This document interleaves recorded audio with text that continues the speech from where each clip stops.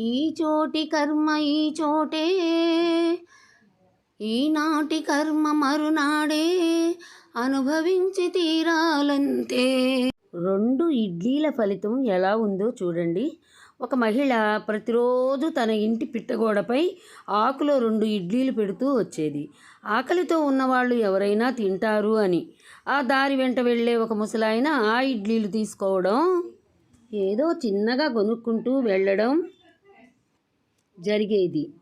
ఒకరోజు వేదవతి గోడ పక్కనే నిలబడి అతను ఏమి అంటున్నాడో వినాలని అనుకున్నది.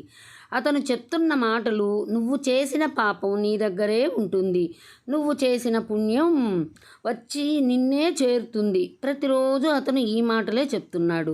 రోజు ఇడ్లీ పెడుతున్నాను, తీసుకుపోతున్నాడు.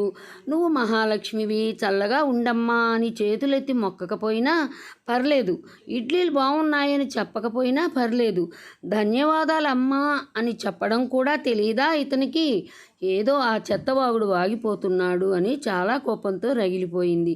అయినా ఇడ్లీలు పెట్టడం మర్చిపోలేదు. రోజు రోజుకి అతనిపై పెరుగుతున్న కోపం అతనిని చంపేయాలి అనేంతగా మారిపోయింది. ఒకరోజు ఆ ఇడ్లీలపై కాస్త విషం చల్లి పెట్టబోయింది.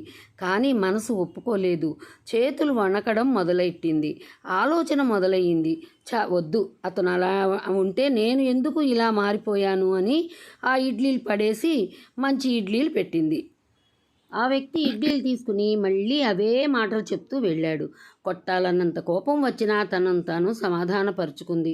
ఆ రోజు మిట్ట మధ్యాహ్నం ఎవరో తలుపు కొట్టినట్టు ఉంటే వెళ్ళి తలుపు తీసింది. ఎదురుగా మురికి బట్టలతో ఓ యువకుడు. అతను ఎవరో కాదు, సొంతంగా ఉద్యోగం చేసుకుంటానని ఇల్లు వదిలి అలిగి వెళ్ళిన తన కొడుకు.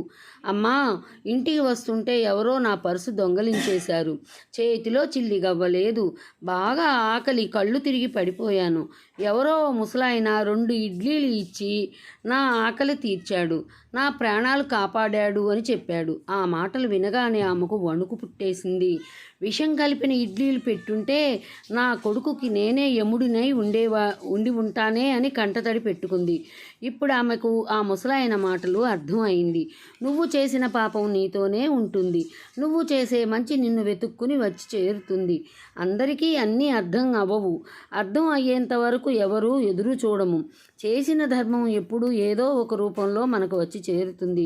ఏదో ఒక ధర్మం చేయడం అలవాటు చేసుకోండి. మనం తెలియక చేసే తప్పుల నుండి బయటపడే మార్గం మంచి చేయడమే, మంచిగా బ్రతకడం మాత్రమే. సర్వే జనా సుఖినో భవంతు, లోకా సమస్తా సుఖినో భవంతు. ఓం శాంతి శాంతి శాంతి. లైక్ చేయండి, షేర్ చేయండి, కొత్తగా చూసేవాళ్ళు సబ్స్క్రైబ్ చేయండి, ఒక మంచి కామెంట్ పెట్టండి.